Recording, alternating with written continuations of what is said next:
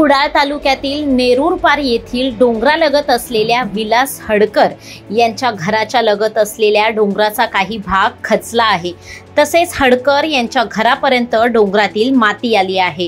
डोंगर खचण्याच्या या घटनेमुळे हडकर कुटुंबीय भयभीत झाले आहे। याची प्रशासनाने दखल घेत हडकर कुटुंबाला घरातून सुरक्षित स्थळी जाण्याची विनंती केल्याने हडकर कुटुंब शेजारच्या घरी स्थलांतरित झाले आहे। मात्र प्रशासनाने आपल्यास डोंगर खचल्याच्या ठिकाणी संरक्षक भिंत बांधून द्यावी किंवा दुसऱ्या ठिकाणी घर बांधण्यास आर्थिक मदत करावी अशी मागणी हडकर कुटुंबाने केली आहे। घसरत आला आहे, माती खाली येते, झाडा पडतात, माती आली, पाणी येत आहे बुतू आतमध्ये घरामध्ये, घराला धोका। आम्ही दुसऱ्याच्या घरी राहतो।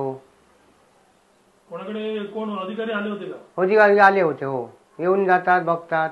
मग काय मदत जाहीर केली का? मदत ना अजून जाहीर केली, काय बोलले नाही। तुमची आता मागणी काय आहे त्यांच्याकडे? आमच्या घर वगैरे बांधून दिलं तर चालेल, राहणार कुठे आम्ही? हे घराला धोका आहे, करणार का आता? इलाज नाही त्याला। दिवसापूर्वी भरपूर पाऊस लागला, त्यामुळे हे आमचा डोंगर संपूर्ण घसरत आला। त्यामुळे आमच्या घरात संपूर्ण पाणी घासारला, पाणी मिनी सर्व येतात, सर्व तहसीलदार सर्व येऊन गेले, ग्रामपंचायतीत लोक। आणि आता आमच्या घराला धोका, आम्हाला फक्त काय सांगितलं, घर खाली करा।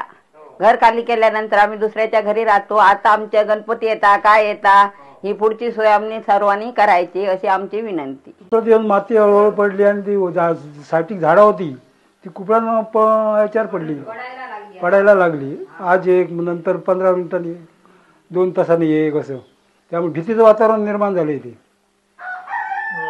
शासनाचे अधिकारी कोण आले होते का? शासनाचे अधिकारी आले होते, तहसीलदार, प्रांत, ग्रामपंचायत आले होते।